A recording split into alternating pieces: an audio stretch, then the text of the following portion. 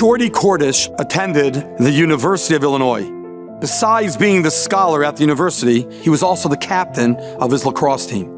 One evening, while Jordy was shopping at the kiosk on campus, there was a holdup. Bullets began to fly, and a bullet lodged itself in his spine, causing him to become a quadriplegic for the rest of his life.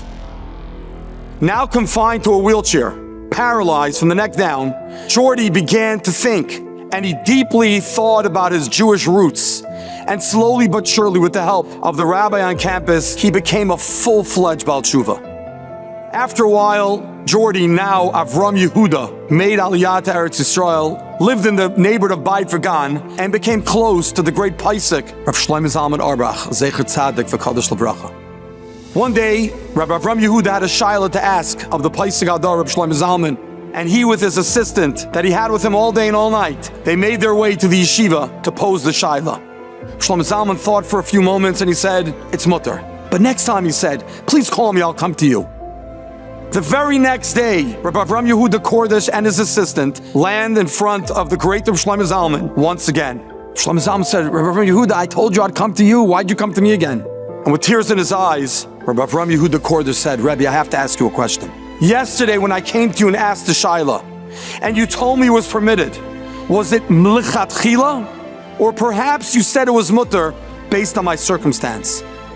Rabbi Shlomo Zalman thought for a moment and said, "It's mutter, and you have plenty of paiskim to be samech upon, but I definitely had your circumstance in mind." Rabbi Avram Yehuda Cordish started crying. He says, "Rebbe, please, ani lo ish mugbal, I am not a limited person. I may look limited. I may be confined to a wheelchair and a quadriplegic, but I'm not limited. I am limitless. I'm a yid. Please, whenever I ask you a shaila, please tell me how to live my life, lechatchila, and not b'diavad. Ani lo ish mugbal." Indeed, he rose above all the challenges, all his limitations, to become a limitless individual. You know, when the Torah was given at Har Sinai, the first tzivur was really Hagbel Sahar.